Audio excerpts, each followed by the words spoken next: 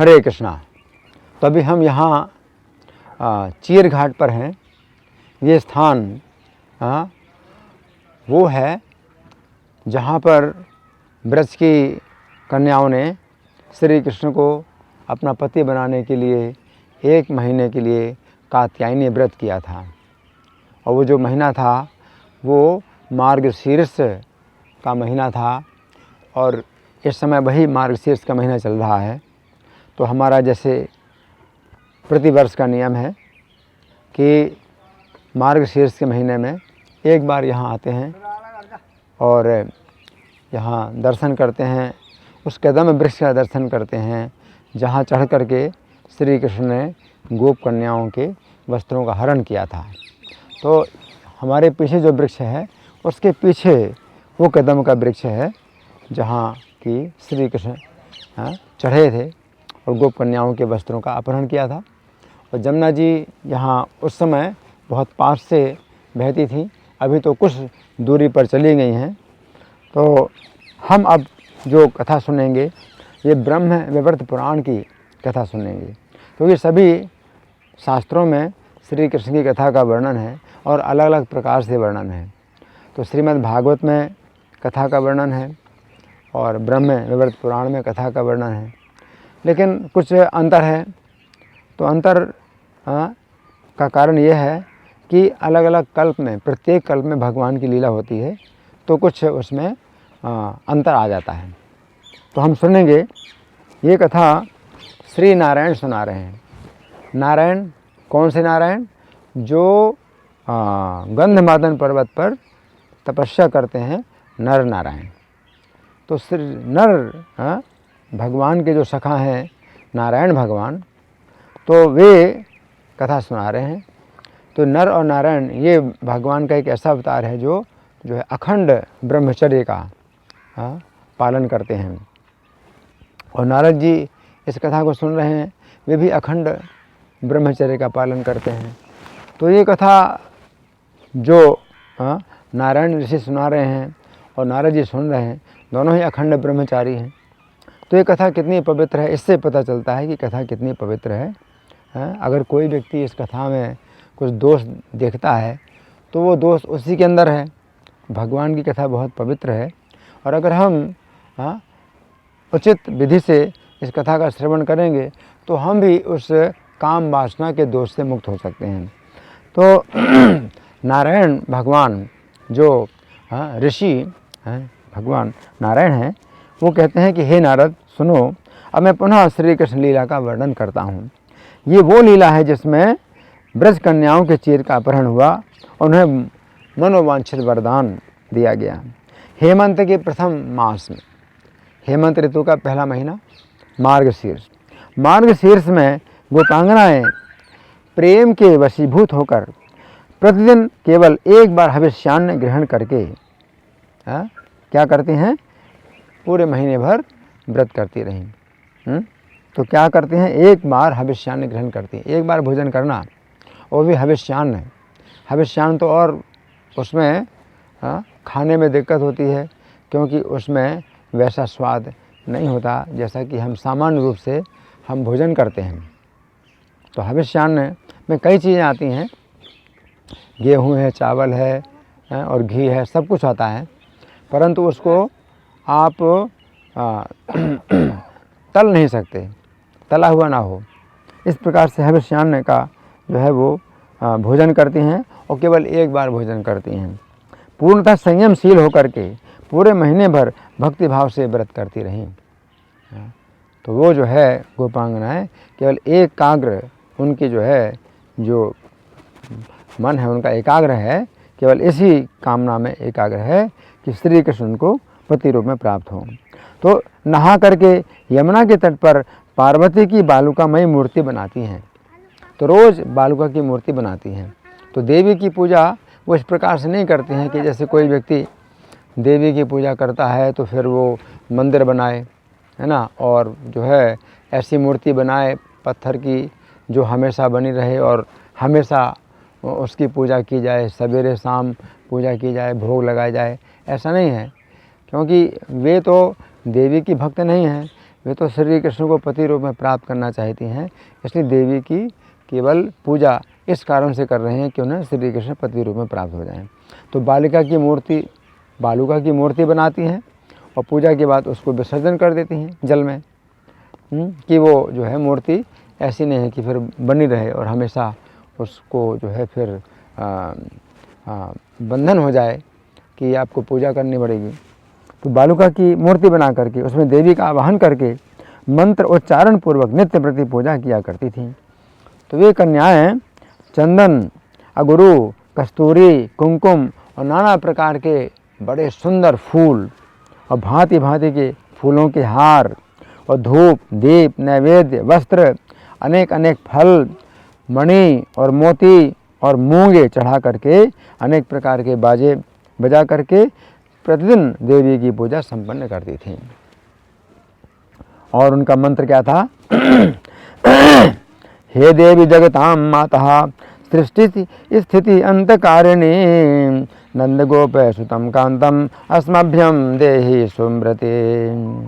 तो इसमें ये जो मंत्र है उनका पूजा का मंत्र है वो ये है, हे देवी, कि हे देवी आप जो है समस्त जगत की पूजनीय हैं, जगतां माता, तो समस्त जगत की माता हो, सृष्टि स्थिति अंतकारिणी, और इस जगत की जो है आप रचना भी करती हो, इसका पालन भी करती हो और अंत भी करती हो।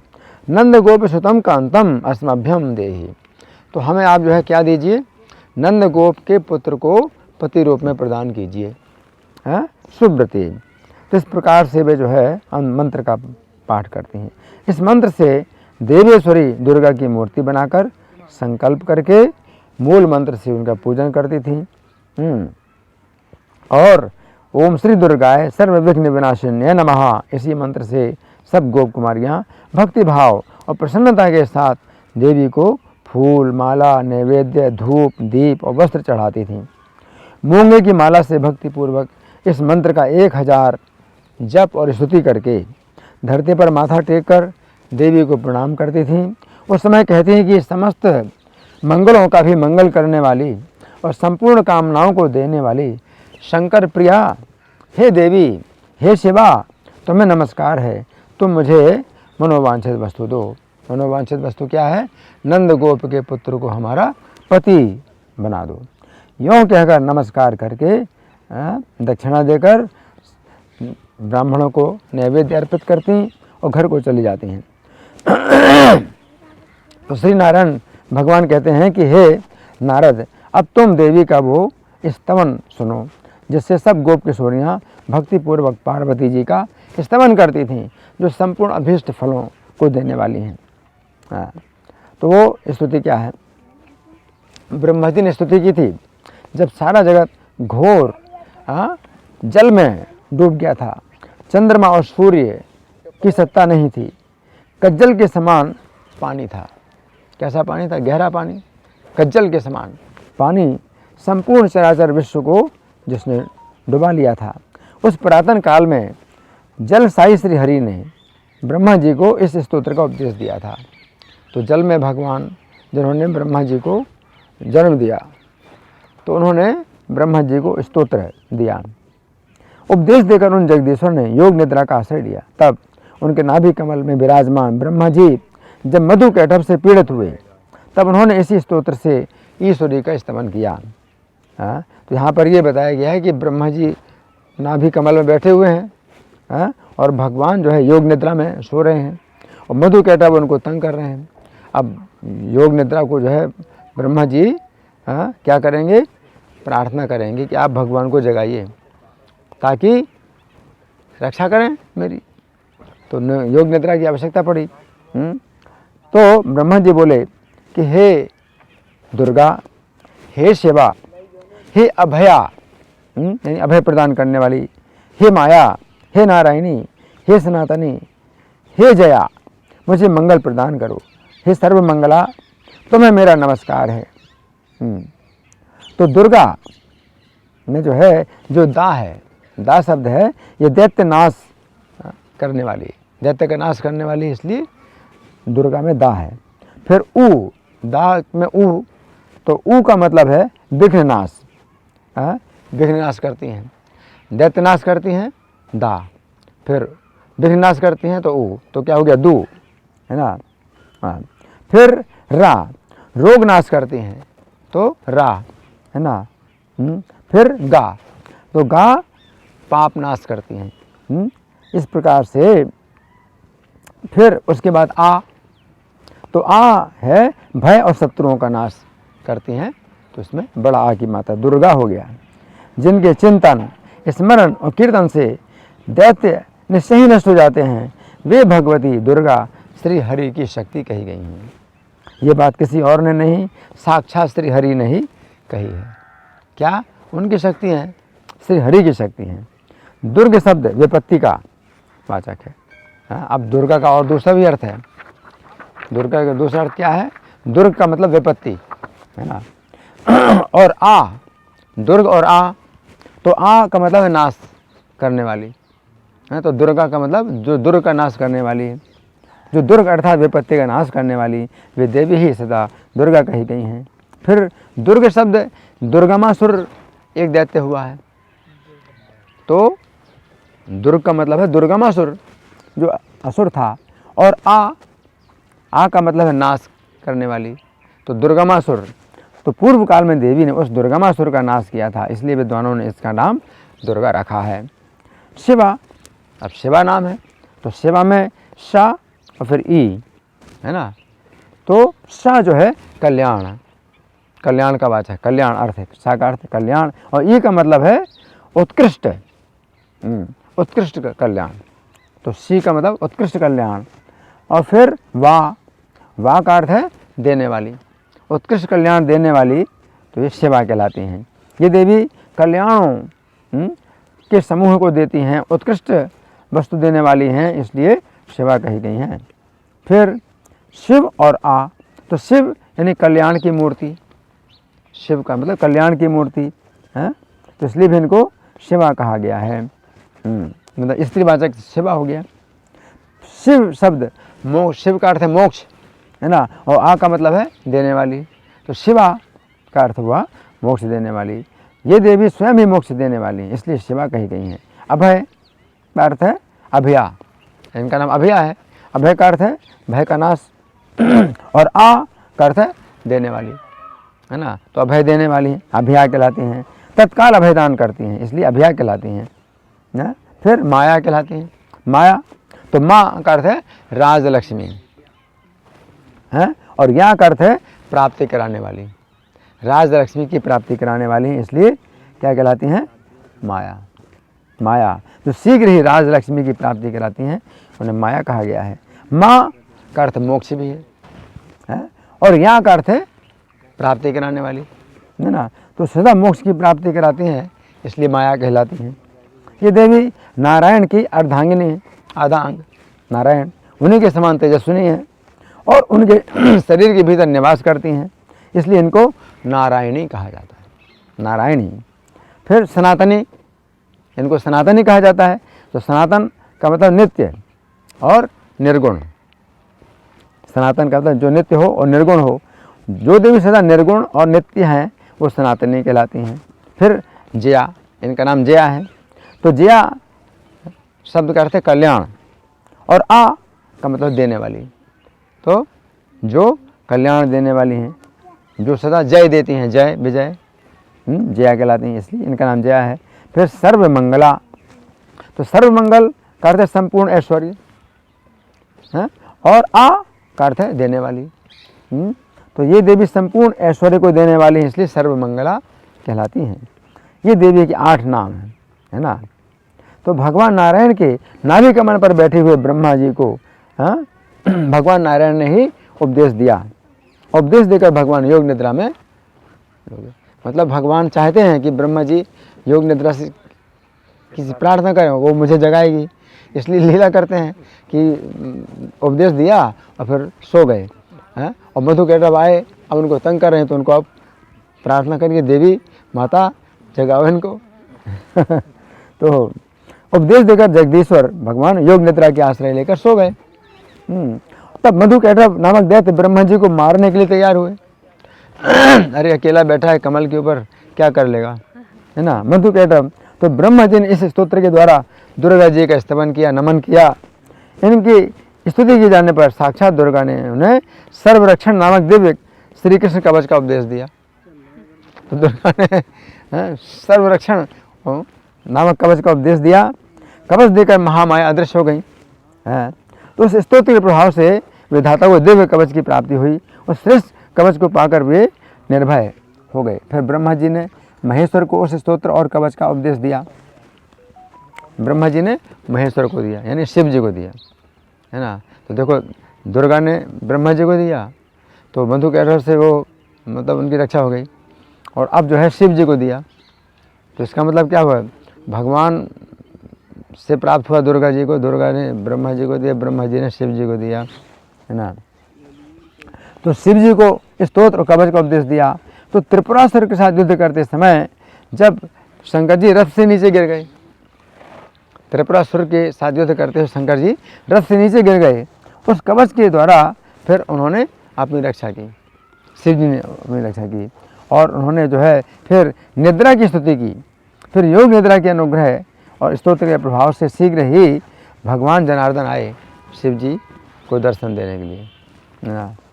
तो ये जो है निद्रा की स्तुति की तो भगवान आए उनको। उनके साथ शक्ति स्वरूपा दुर्गा भी थी, भगवान के साथ थी दुर्गा। शिव जी को दर्शन जब देते हैं तो वे भगवान शंकर को विजय देने के लिए आए थे। उन्होंने रथ सहित शंकर जी को अपने मस्तक पर बैठाया। तो भगवान क्या हुए, बैल बन गए और अपने मस्तक पर रथ को और रथ के ऊपर शिव जी को चढ़ाया और अभयदान दिया, आकाश में बहुत ऊंचाई तक पहुंचा दिया। फिर जिया ने शिव जी को विजय प्रदान की।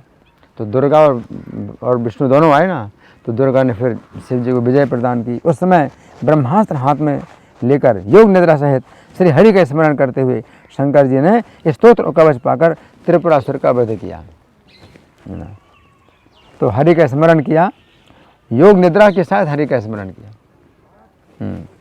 इसी स्तोत्र से दुर्गा का स्तमन करके गोप कुमारियों ने श्री हरि को अपने पति रूप में प्राप्त कर लिया ना। इस स्तोत्र का ऐसा ही प्रभाव है। गोप कन्याओं के द्वारा किया गया सर्वमंगल नामक स्तोत्र शीघ्र ही समस्त विघ्नों का विनाश करने वाला है और मनोवांछित वस्तु को देने वाला है। चाहे कोई शैव हो यानी शिव का भक्त, या कोई वैष्णव हो यानी विष्णु का भक्त हो, या शाक्त हो यानी शक्ति का भक्त हो, कोई भी क्यों ना हो, जो तीनों संध्याओं के समय प्रतिदिन भक्ति भाव से इस स्तोत्र का पाठ करता है वो संकट से मुक्त हो जाता है। इस स्तोत्र के स्मरण मात्र से व्यक्ति तत्काल ही संकट मुक्त और निर्भय हो जाता है, साथ ही संपूर्ण उत्तम ऐश्वर्य और मनोवांछित वस्तु को शीघ्र प्राप्त कर लेता है। पार्वती की कृपा से यह लोक में श्री हरि की सुदृढ़ भक्ति प्राप्त होती है। पार्वती की कृपा से यह लोक में यानी इस लोक में, इस जीवन में श्री हरि की सुदृढ़ भक्ति और निरंतर स्मृति प्राप्त होती है और अंत में भगवान के दास्य सुख को प्राप्त कर लेता है। दास्य का सुख भगवान का। इस तवराज के द्वारा ब्रजांगनाओं ने 1 मास तक प्रतिदिन बड़ी भक्ति के साथ ईश्वरी का स्तमन और नमन किया। जब मास पूरा हुआ तो व्रत की समाप्ति के दिन, जब मास पूरा समाप्ति यानी पूर्णिमा, 8 तारीख को आएगी वो पूर्णिमा, तो समाप्ति के दिन ये कन्याएं अपने वस्त्रों को तट पर रखकर यमुना जी में स्नान के लिए उतरी। तो यहाँ पर यमुना जी दिखाई दे रहे हैं, तो यहाँ पर स्नान के लिए उतरी और रत्नों के मोल पर मिलने वाले ऐसे पदार्थ थे, इतने कीमती पदार्थ, रत्नों के मोल पर मिलने वाले लाल, पीले, सफ़ेद वस्त्र यमुना जी के तट पर छा रहे हैं। वस्त्र खूब है यमुना जी तट पर छा रहे हैं, यहीं पर है यमुना जी, तो तट पर छा रहे हैं वस्त्र हैं। और रत्नों के मोल पर मिलने वाले वस्त्र हैं वो, है ना, लाल, पीले, सफ़ेद और मिश्रित रंग वाले वस्त्र यमुना जी तट पर छा रहे हैं। गणना नहीं की जा सकती है कितने वस्त्र हैं, उन सब के द्वारा यमुना जी के तट की बड़ी शोभा हो रही है। पूरा तट जो है वस्त्रों से भरा हुआ है। और सुगंध भी आ रही बहुत, चंदन, अगुरु और कस्तूरी की वायु से सारा तट सुगंधित हो रहा है। भांति भांति के नैवेद्य देश काल के अनुसार प्राप्त होने वाले फल, जो भी फल मिलते हों समय के अनुसार और स्थान के अनुसार, और धूप, दीप, सिंदूर, कुमकुम यमुना के तट पर सुशोभित है। यमुना की शोभा बढ़ रही है, सब सामान रखा है। जल में उतरने पर कन्याएं कौतूहलवश क्रीड़ा के लिए उन्मुख हुई, उनका मन श्री कृष्ण में समर्पित है। अब खेल रही हैं, ये मन श्री कृष्ण में लगा हुआ है ना। मतलब क्या खेल, उनका खेल इसलिए रहेगी, हम सब कृष्ण की पत्नियां हैं, तो एक दूसरे के प्रति जो प्रीति का संबंध है उस संबंध में वो जो है क्रीड़ा कर रही हैं। नग्न शरीर से जल क्रीड़ा में आसक्त हो गई। श्री कृष्ण ने तट पर रखे हुए भांति भांति के पदार्थों को देखा, वस्त्रों को देखा, और देखकर वे ग्वाल बालों के साथ वहाँ गए और सारे वस्त्र लेकर रखी हुई भोजन की वस्तुओं को सखाओं के साथ खाने लगे। उनको अधिकार है, पूजा के पहले खा रहे है ना। फिर कुछ वस्त्र लेकर बड़े हर्ष के साथ उनका गट्ठर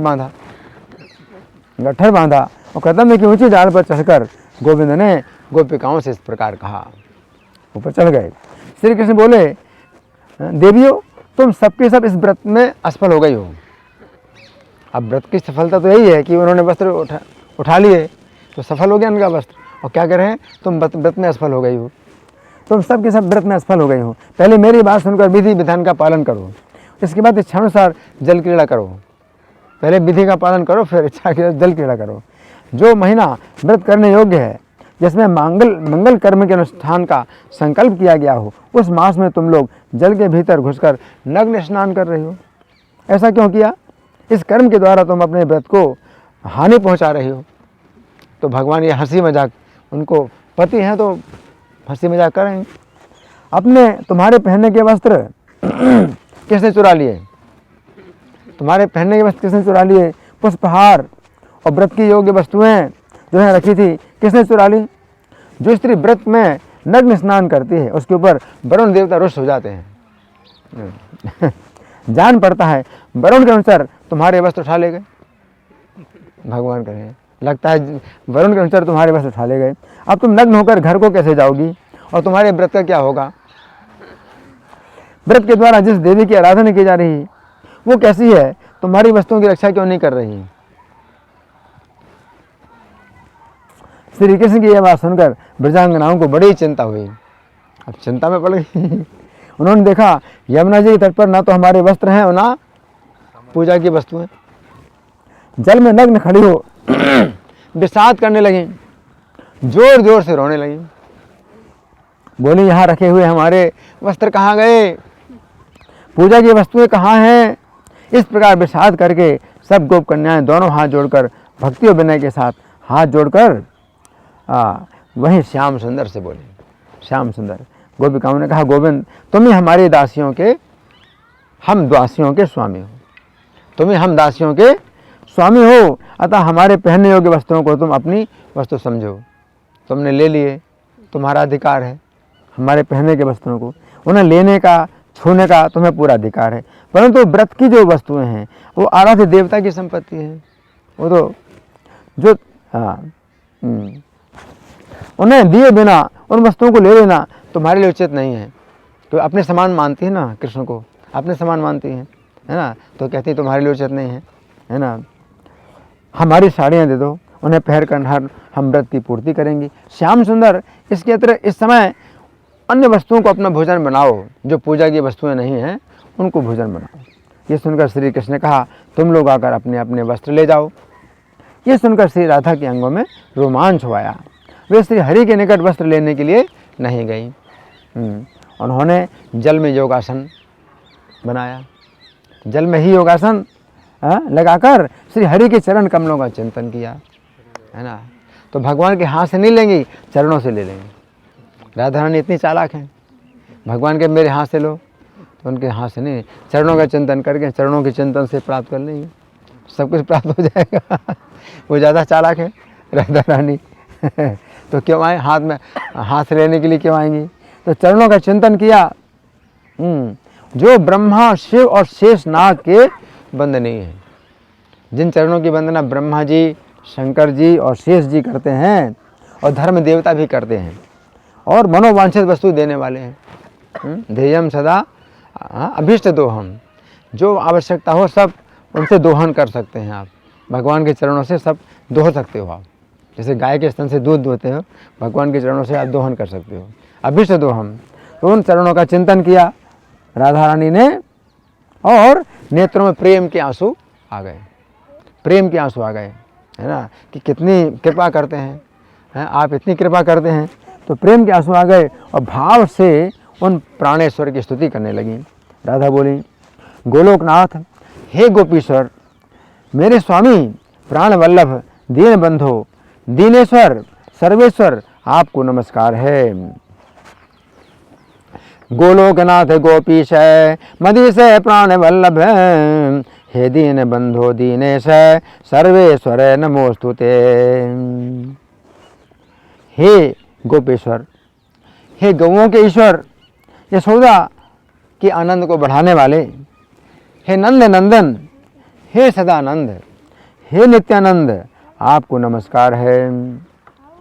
गोपेश गो समूहेश यशोदानंद वर्धन, नंदात्मज सदानंद नित्यानंद नमोस्तुते। इंद्र के क्रोध को भंग करने वाले, इंद्र के क्रोध को भंग करने वाले, हे गोविंद, आपने ब्रह्मा जी के दर्प का भी दलन किया, कालिया का दमन किया। हे कालिया दमन, हे प्राणों के नाथ श्री कृष्ण, आपको नमस्कार है। शतमन्योर्भन्यो भग्न ब्रह्म दर्प विनाशक, कालिय दमन प्राणनाथ कृष्ण नमोस्तुते। शिव और अनंत के भी ईश्वर, ब्रह्मा और ब्राह्मणों के ईश्वर, हे परात्पर, हे ब्रह्म स्वरूप, हे ब्रह्मज्ञ, हे ब्रह्म बीज, आपको नमस्कार है। शिवानंत ऐसे ब्रह्मेश ब्राह्मणेश परात्पर, ब्रह्म स्वरूप ब्रह्मज्ञ ब्रह्म बीज नमोस्तुते। हे चराचर जगत रूपी वृक्ष के बीज, जैसे बीज से इतना बड़ा वृक्ष होता है और बीज छोटा होता है, उसके बाद आप छोटे से हैं और पूरा जगत रूपी वृक्ष जो है आपसे निकलता है। तो चराचर जगत रूपी वृक्ष के बीज, हे गुणातीत, हे गुण स्वरूप, हे गुण बीज, हे गुणाधार, हे गुणेश्वर, आपको नमस्कार है। चराचर तरोर बीज गुणातीत गुणात्मक, गुण बीज गुणाधार गुणेश्वर नमोस्तुते। आप अनिमा आदि सिद्धियों के स्वामी हैं, आप सिद्धि की भी सिद्धि स्वरूप हैं। हे तपस्वी, आप ही तपस्या हैं और आप ही तपस्या के बीज हैं, आपको नमस्कार है।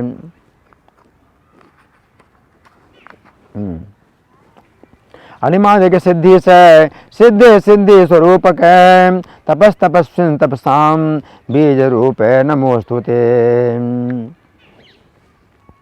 जो अनिर्वचनीय अथवा निर्वचनीय वस्तु है, अनिर्वचनीय माने जिसको शब्दों के द्वारा नहीं वर्णन किया जा सकता है, और वचनीय का मतलब जिसका वर्णन शब्दों के द्वारा किया जाता है, वो सब आपका ही स्वरूप है। आप उन दोनों के बीज हैं। सर्व बीज रूप प्रभु, आपको नमस्कार है। यदि निर्वचनीयम चा वस्तु निर्वचनीयकम, तत्स्वरूप तयोर्बीज सर्व बीज नमोस्तुते। मैं और सरस्वती जी, लक्ष्मी जी, दुर्गा जी, गंगा जी और वेद माता सावित्री, ये सभी देवियाँ जिनके चरण कमलों की पूजा से ही पूजनीय हुई हैं। मतलब राधा रानी कहती है मैं, मेरी पूजा होती है, या गंगा जी की, सरस्वती की, लक्ष्मी की, दुर्गा की और सावित्री की, जिन देवियों की पूजा होती है, तो उनकी पूजा क्यों होती है? क्योंकि आपकी पूजा करते हैं। तो हम सब देवियाँ आपकी पूजा करती हैं, इसलिए हमारी पूजा होती है ना। तो जिनके चरणों की पूजा से ही हम सब पूजनीय हुए हैं। आप उन परमेश्वर को बारंबार नमस्कार है। हम सरस्वती लक्ष्मी दुर्गा गंगा श्रुति प्रसो यस्य पादार्चया नित्यम पूज्या तस्मै नमो नमः। जिनके सेवकों के स्पर्श और ध्यान से तीर्थ पवित्र होते हैं, आपके सेवकों के स्पर्श से ध्यान से तीर्थ पवित्र होते हैं, उन भगवान को मेरा नमस्कार है। स्पर्शन यस्य भृत्यानां ध्यानेन च दिवानिशं पवित्राणि च तीर्थानि तस्मै भगवते नमः। यूँ कहकर सती देवी राधिका अपने शरीर को जल में स्थापित कर देती हैं। पानी में अपने शरीर को स्थापित कर दिया और मन और प्राणों को श्री कृष्ण में स्थापित कर दिया। मन और प्राण को श्री कृष्ण के चरणों में स्थापित कर दिया और ठूठे काठ के समान स्थित हो गई। ठूठा काठ जानते कैसा? पेड़ गिर जाता है तो नीचे जो हिस्सा रहता है ना वो ठूठ कहलाता है, तो वो बिल्कुल अचल है, तो वो हिलता डुलता बिल्कुल नहीं, चाहे जितनी हवा चले आंधी चले वो हिलता डुलता नहीं। राधा रानी ठूठे काठ के समान हो गई स्थित, पानी में बिल्कुल ठूठे काठ के समान स्थित हो गई हैं। मन और प्राण को जो है कृष्ण के चरणों में लगा दिया उन्होंने हैं। इस प्रकार से इत्येव मुक्ता सा देवी जले सन्न्यस्य विग्रहं मना प्राणांच श्री कृष्णे तस्थौ स्थाणु समासति।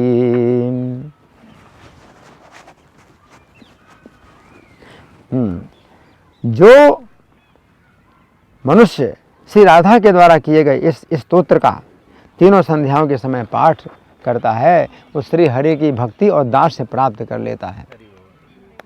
दिन में 3 बार कोई पाठ करे तो हरि की भक्ति और दास से प्राप्त कर लेता है, उसे निश्चय ही श्री राधा की गति सुलभ होती है। राधा कृतम हरे स्तोत्रम त्रिसंध्यम यहाँ पठे नरः हरिभक्तिम च दास्यम च लभे राधा गतिम ध्रुवम। जो विपत्ति में भक्ति भाव से इसका पाठ करता है उसे शीघ्र ही संपत्ति प्राप्त होती है और चिरकाल का खोया हुआ नष्ट धन भी प्राप्त हो जाता है। यदि कुमारी कन्या भक्ति भाव से 1 वर्ष तक प्रतिदिन इस स्तोत्र को सुने तो निश्चय उसे श्री कृष्ण के समान कमनीय कांति वाला गुणवान पति प्राप्त होता है। जल में स्थित हुई राधिका ने श्री कृष्ण के चरण कमलों का ध्यान और स्तुति करने के पश्चात जब आंखें खोल करके देखा, अब आंखें खोल करके देखा किसने? राधा रानी ने, तो उन्हें सारा जगत श्री कृष्ण में दिखाई दिया। हर जगह श्री कृष्ण दिखाई दे रहे हैं और उन्होंने यमुना तट को वस्त्रों से और सामग्री से पूरा संपन्न देखा। सब ज्यों के त्यों रखे, जैसे किसी ने कुछ छुआ ही नहीं, सब के तब ज्यों के त्यों रखे हैं। देखकर राधा ने लगा कि सपना है, ये मेरा सपना है क्या? मैं सपना देख रही हूँ। उन्हें विश्वास नहीं हुआ, मैं सपना देख रही हूँ क्या? हाँ, जिस स्थान पर जिस आधार पर जो चीज़ पहले रखी थी वस्त्रों से सब गोप कन्याओं को उसी रूप में प्राप्त हो गई, सब कुछ उसी रूप में प्राप्त हो गई, है ना। फिर तो सब की सब देवियाँ जल से निकल करके व्रत पूर्ण करके मनोवांछित वर पाकर अपने अपने घर को चली गईं। तो नारद जी पूछते हैं कि हे प्रभु, नारद जी पूछ रहे हैं, श्रोता हैं, और किनसे पूछ रहे हैं? नारायण ऋषि से। हे प्रभु, इस व्रत का क्या विधान है, इसका क्या नाम है, क्या फल है, इसमें कौन सी वस्तुएं और कितनी दक्षिणा देनी चाहिए, और व्रत के अंत में कौन सा मनोहर रहस्य प्रकट हुआ, इस नारायण कथा को विस्तार पूर्वक कहिए। ये नारायण कथा है। तो नारद जी कहते हैं इस कथा को विस्तार पूर्वक कहिए। तो भगवान नारायण बोले, बहुत प्रसन्न हुए। तो वत्स कहते हैं नारद जी को। जब बड़ा स्नेह होता है किसी के ऊपर तो बछड़ा, वत्स माने बछड़ा, तो हे बछड़े वत्स, उस व्रत का सारा विधान मुझसे सुनो। इसका नाम गौरी व्रत है। मार्गशीर्ष मास में सबसे पहले स्त्रियों ने इसे किया था। ये पुरुषों को भी कृष्ण की भक्ति प्रदान करने वाला है। ये व्रत पुरुषों को भी श्री कृष्ण की भक्ति प्रदान करने वाला है। भिन्न भिन्न देशों में इसकी प्रसिद्धि है। ये व्रत पूर्व परंपरा से चला आया है।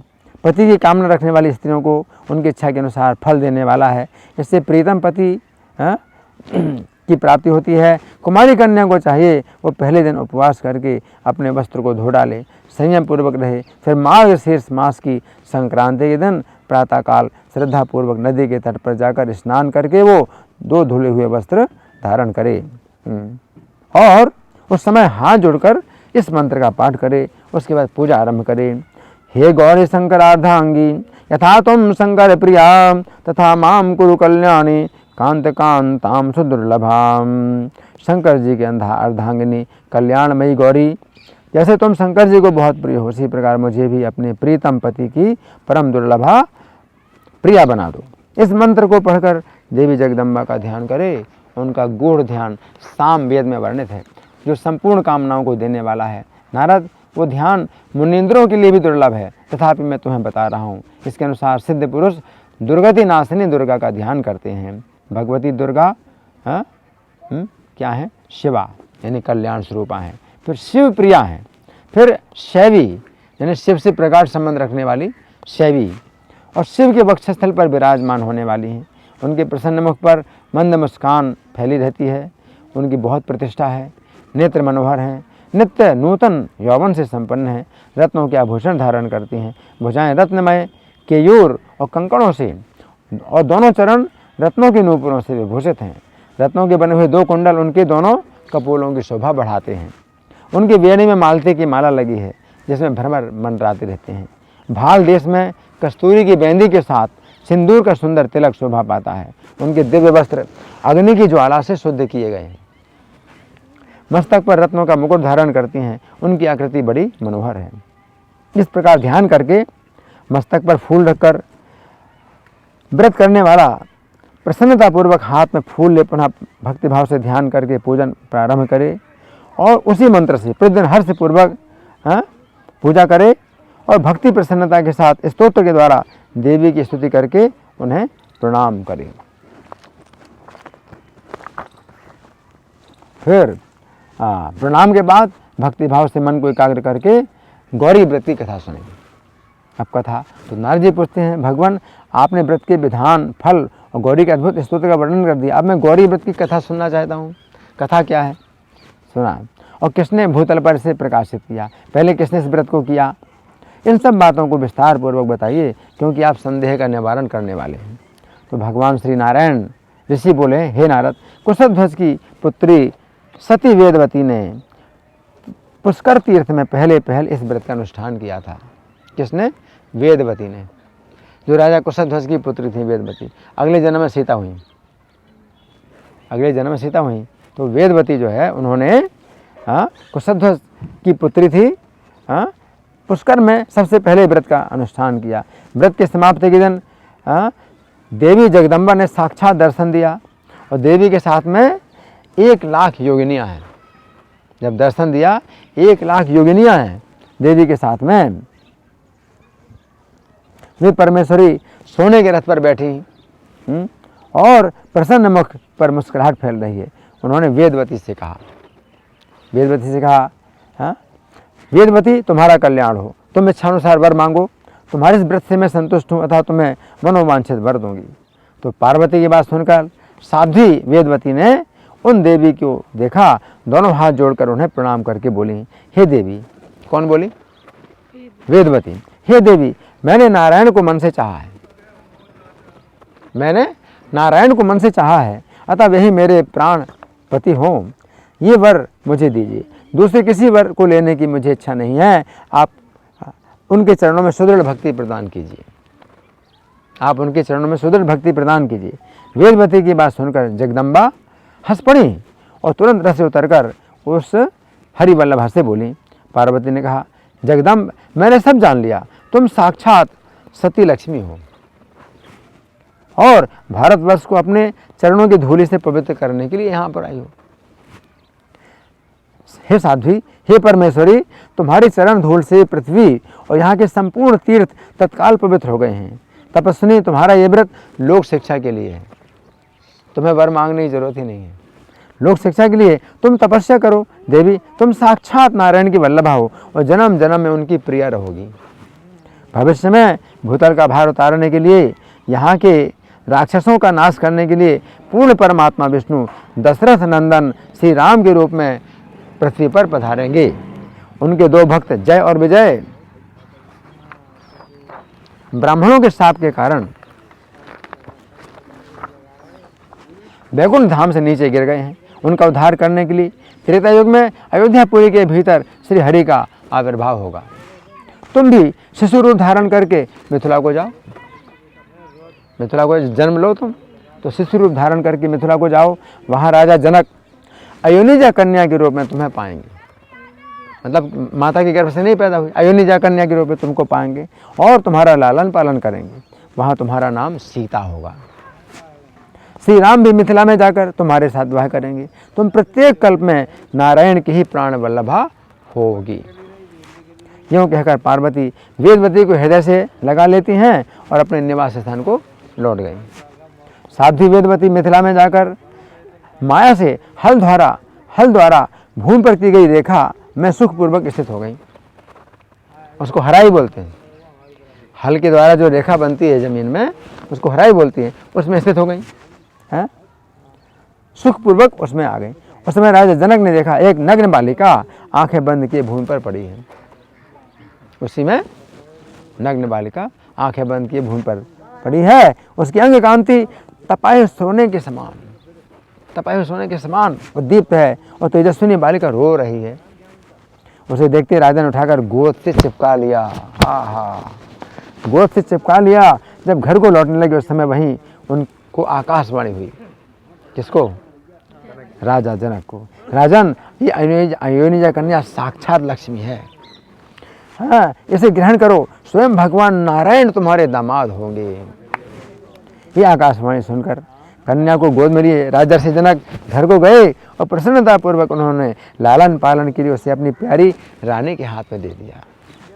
युवती होने पर सती सीता ने इस व्रत के प्रभाव से त्रिलोकीनाथ विष्णु के अवतार स्वरूप दशरथ नंदन श्री राम को प्रियतम पति के रूप में प्राप्त कर लिया। महर्षि वशिष्ठ ने इस व्रत को पृथ्वी पर प्रकाशित किया। महर्षि वशिष्ठ ने इस व्रत को पृथ्वी पर प्रकाशित किया कि देखो इस व्रत के प्रभाव से जो है इतना फल मिलता है। श्री राधा ने इस व्रत का अनुष्ठान किया और श्री कृष्ण को प्राण वल्लभ के रूप में प्राप्त किया। अन्य गोप कुमारियों ने इस व्रत के प्रभाव से उनको पाया।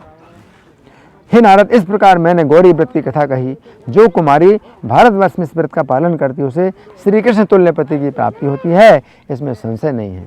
भगवान नारायण कहते हैं इस प्रकार उन गोप कुमारियों ने 1 महीने तक व्रत किया और उस स्तोत्र से प्रतिदिन देवी की स्तुति करती थीं।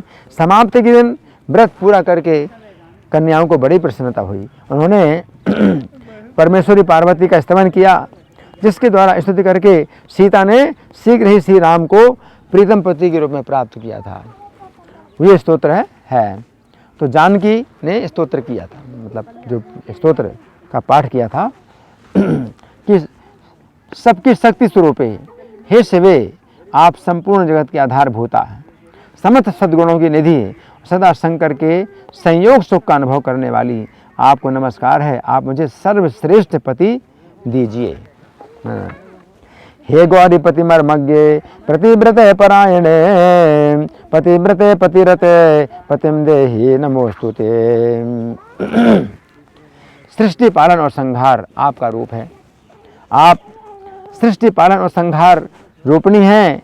सृष्टि पालन और संहार के जो बीज हैं उनके भी बीज रूपणी हैं। आपको नमस्कार है।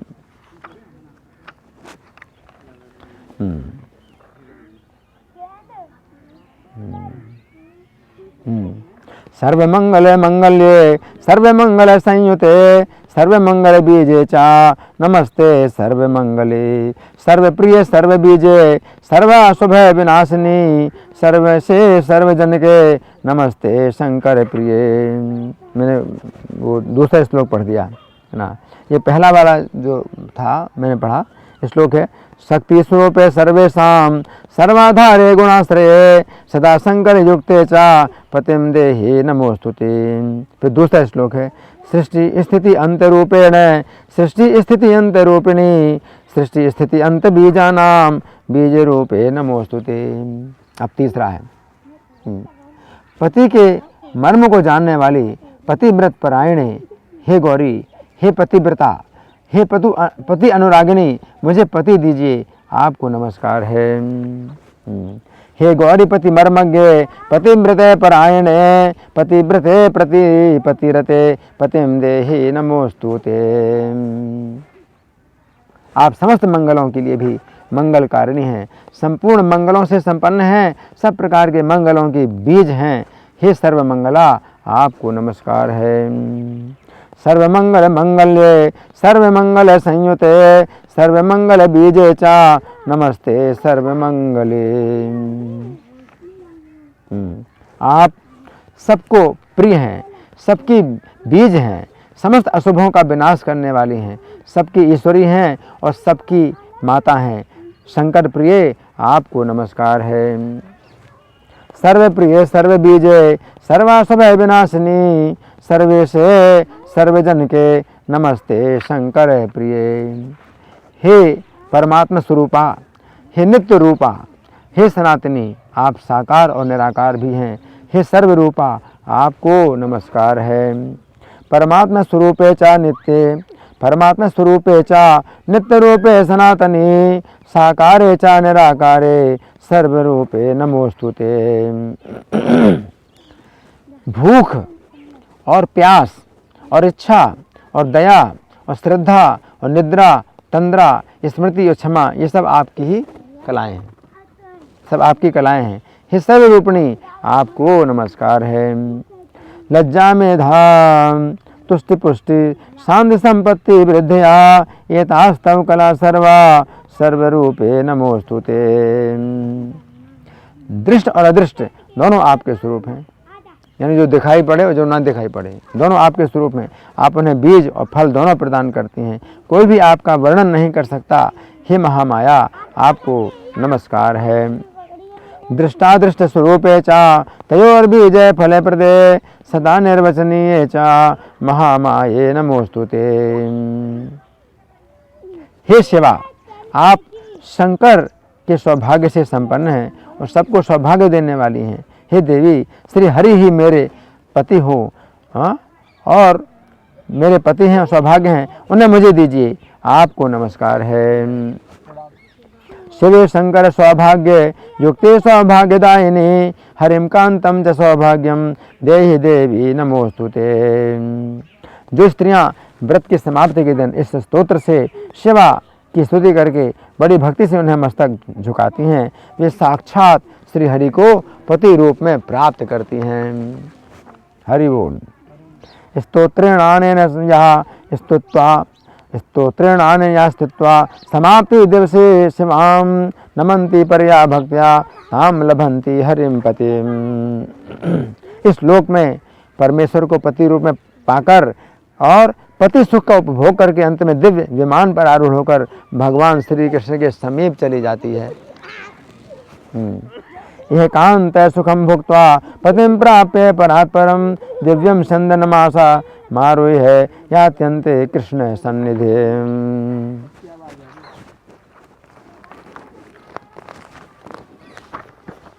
समाप्ति के दिन गोपियों से श्री राधा ने देवी की वंदना और स्तुति करके गौरी व्रत को पूरा किया। एक ब्राह्मण को एक ब्राह्मण को, अब कितने ब्राह्मणों को दिया? एक ब्राह्मण को 1000 गौवें और 100 स्वर्ण मुद्रा दक्षिणा के रूप में दिया।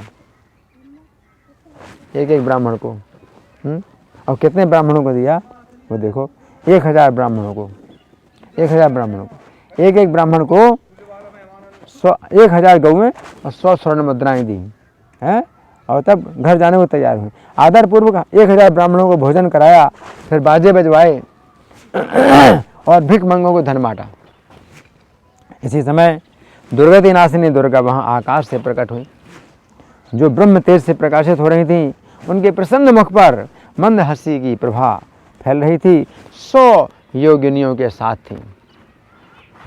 जब वेदवती को दर्शन दिया तो 1 लाख योगिनियाँ थी। राधा रानी को दर्शन दिया तो 100 योगिनियाँ साथ थी। सिंह से जुते हुए रथ पर बैठी थी। रथ में शेर जुता हुआ है और रत्नों के आभूषणों से विभूषित थी। 10 भुजाएं थी। कितनी भुजाएं? 10 भुजाएं थी और स्वर्ण निर्मित दिव्य रथ से उतरी। सोने का बना हुआ दिव्य रथ था, उससे उतरी और तुरंत ही श्री राधा को हृदय से लगा लिया। देवी दुर्गा को देखकर अन्य गोप कुमारियों ने भी प्रसन्नता पूर्वक प्रणाम किया। दुर्गा ने उन्हें आशीर्वाद देते हुए कहा, तुम सबका मनोरथ सिद्ध होगा। इस प्रकार गोपिकाओं को वरदान देकर और सादर बातचीत करके देवी ने मुस्कुराते हुए मुख से राधिका को संबोधित किया। अब राधा से बोली, पार्वती बोली, हे राधे, तुम सर्वेश्वर श्री कृष्ण को प्राणों से भी बढ़कर प्रिया हो। हे जगदम्बे, तुम्हारा ये व्रत लोक शिक्षा के लिए है, तुम्हें तो जरूरत ही नहीं व्रत करने की। तुम माया से मानव रूप में प्रकट हुई हो। सुंदरी, क्या तुम गोलोकनाथ को याद करती हो? गोलोक धाम को याद करती हो? श्री शैल को याद करती हो, बिरजा के तट को याद करती हो, रास मंडल और दिव्य मनोहर वृंदावन को कुछ याद करती हो जहाँ से आई हो? क्या तुम्हें प्रेम शास्त्र के विद्वान और रति चोर श्याम सुंदर के चरित्र का कुछ स्मरण होता है, जो नारियों के चित्त को बरबस अपनी ओर खींच लेते हैं? तुम श्री कृष्ण के आधे अंग से प्रकट हुई हो, उन्हीं के समान तेजस्विनी हो। समस्त देवांगनाएं तुम्हारी कला से प्रकट हुई हैं। फिर तुम मानवी कैसी हो? तुम अपने को मानवी क्यों समझती हो? तुम श्री हरि के लिए प्राण स्वरूपा हो और स्वयं श्री हरि तुम्हारे प्राण हैं। वेद में तुम दोनों का भेद नहीं बताया जाता, वेद में तुम दोनों का भेद नहीं बताया जाता है। फिर तुम मानवी कैसे हो? पूर्व काल में ब्रह्मा जी ने 60,000 वर्षों तक तप करके भी तुम्हारे चरणों का दर्शन नहीं पाया। 60,000 वर्ष तपस्या में भी तुम्हारे चरणों का दर्शन नहीं पा सके। फिर तुम मानवी कैसे हो? तुम तो साक्षात देवी हो। श्री कृष्ण की आज्ञा से गोपी का रूप धारण करके पृथ्वी पर पधारी हो। हे शांता, तुम मानवी स्त्री कैसे हो? मनुवंश में उत्पन्न राजा सुयज्ञ ने तुम्हारी कृपा से गोलोक में स्थान पाया। तुम्हारी कृपा से गोलोक में स्थान पाया। कौन? राजा सुयज्ञ, जो मनु के वंश में उत्पन्न हुए थे। फिर तुम मानुषी कैसे हो? तुम्हारे मंत्र और कवच के प्रभाव से परशुराम जी ने इस पृथ्वी को 21 बार क्षत्रियों से शून्य कर दिया। तुम्हारा मंत्र कवच के द्वारा परशुराम जी ने 21 बार पूरी पृथ्वी के क्षत्रियों का विनाश किया। ऐसी दशा में तुम्हें मानव स्त्री कैसे कहा जा सकता है? परशुराम जी ने शंकर जी से तुम्हारा मंत्र प्राप्त किया था। तुम्हारा मंत्र शंकर जी से प्राप्त किया था और पुष्कर तीर्थ में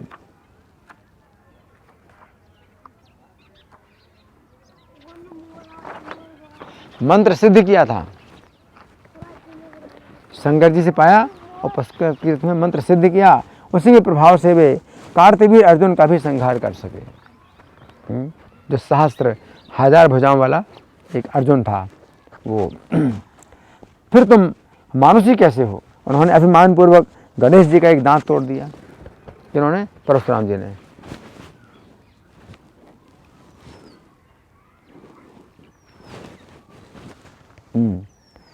परशुराम जी ने अभिमान पूर्वक गणेश जी का एक दांत तोड़ दिया, तो वे केवल तुमसे ही भय मानते थे।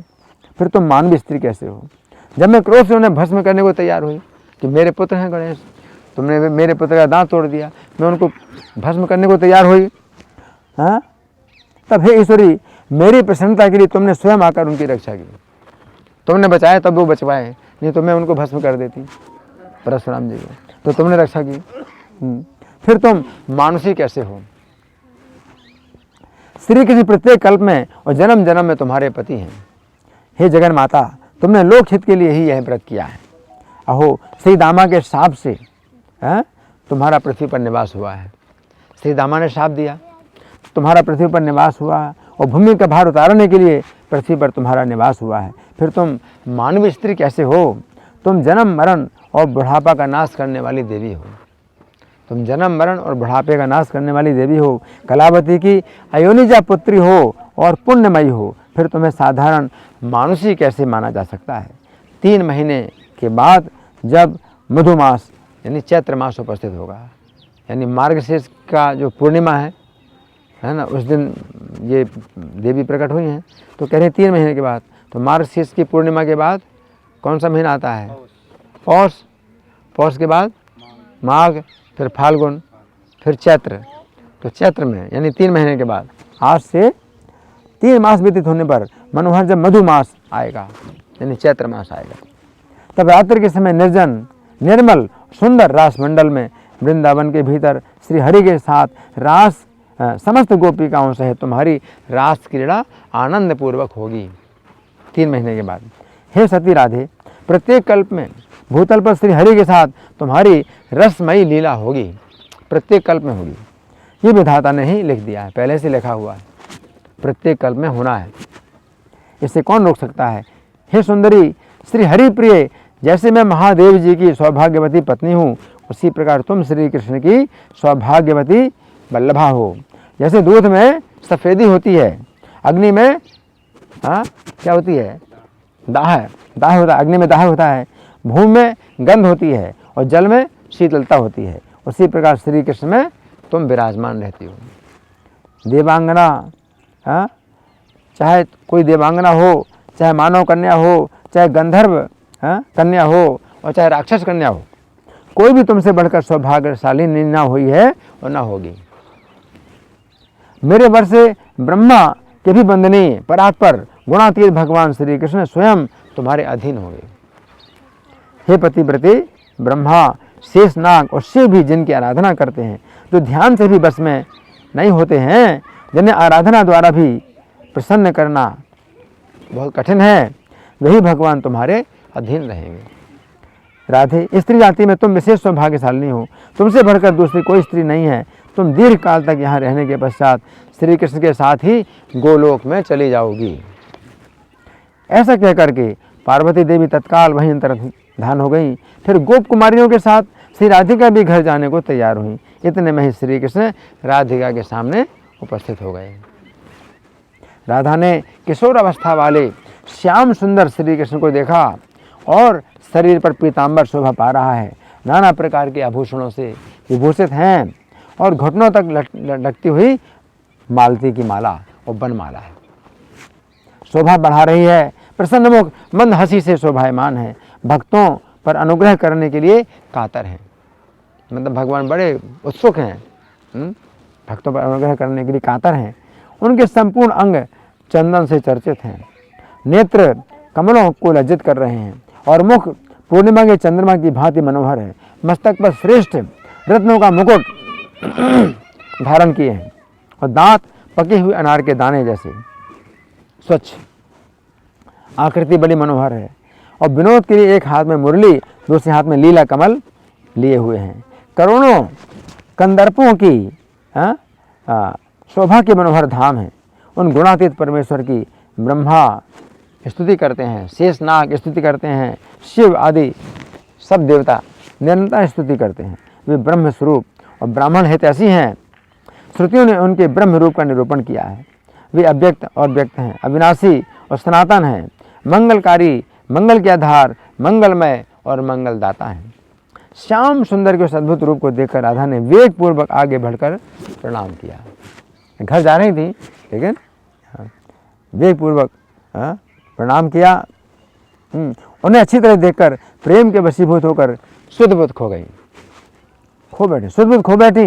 प्रीतम के मुखार बिंद की बांकी चितवन से देखते देखते उनके अधरों पर मुस्कुराहट दौड़ गई। उन्होंने लज्जावश अंचल से अपना मुंह ढक लिया।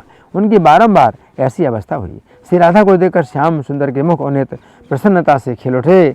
समस्त गोपिकाओं के सामने खड़े हुए ये भगवान श्री राधा से बोले। श्री कृष्ण ने कहा, प्राणाधिके राधिके, तुम मनोवांछित वर मांगो।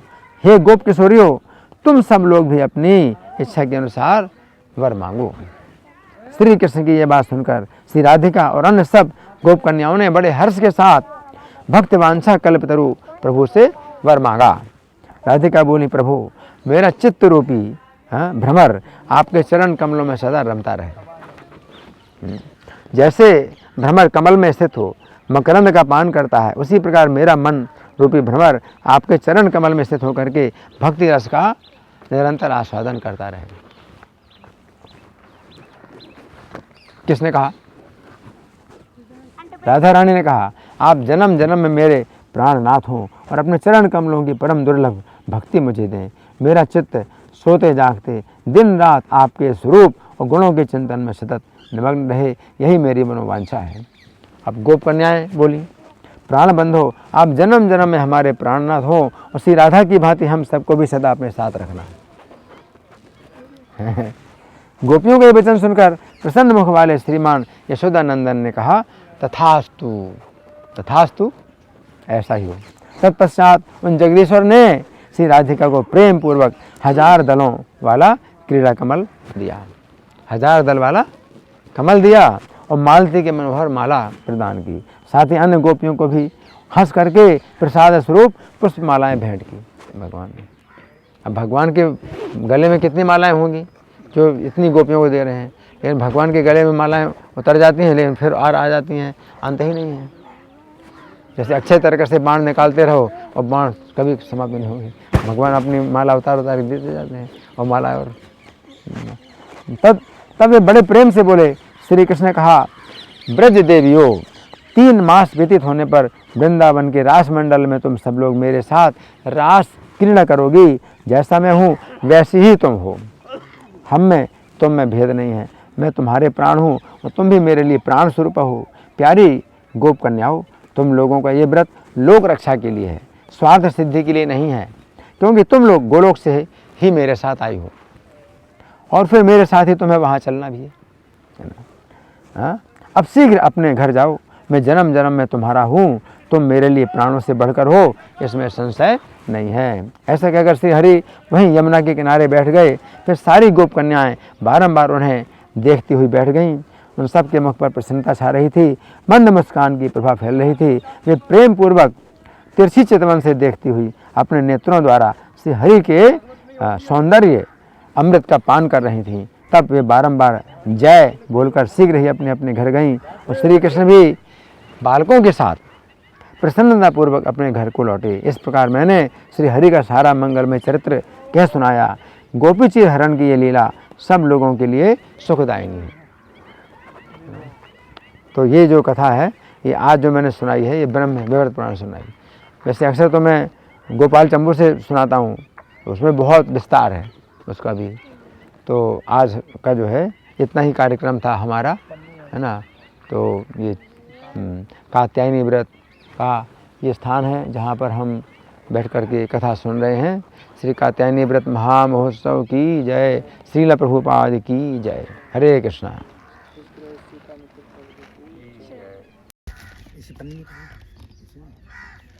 इधर जहाँ टोपी रखी है वहाँ पे रखनी।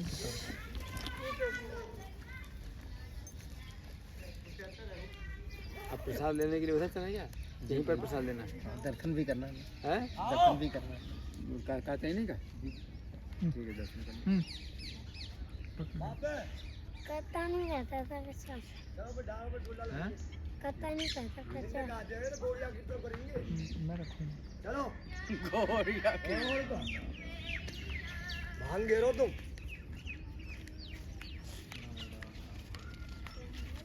वे चैतन्य महाप्रभु नित्यानंद भजो राधे कृष्ण गोविंद।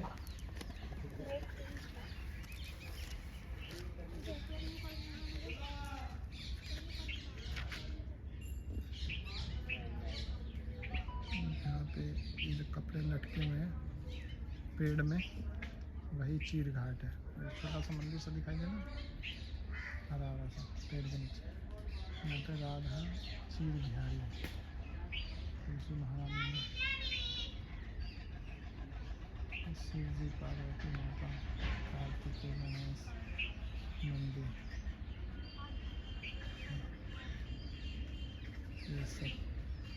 ये देखो वो पेड़ है मंदिर का जिसमें कपड़े रखे हैं। इसे भगवान कृष्ण बैठ के गोपियों को वस्त्र दिए थे, वो यमुना जी है।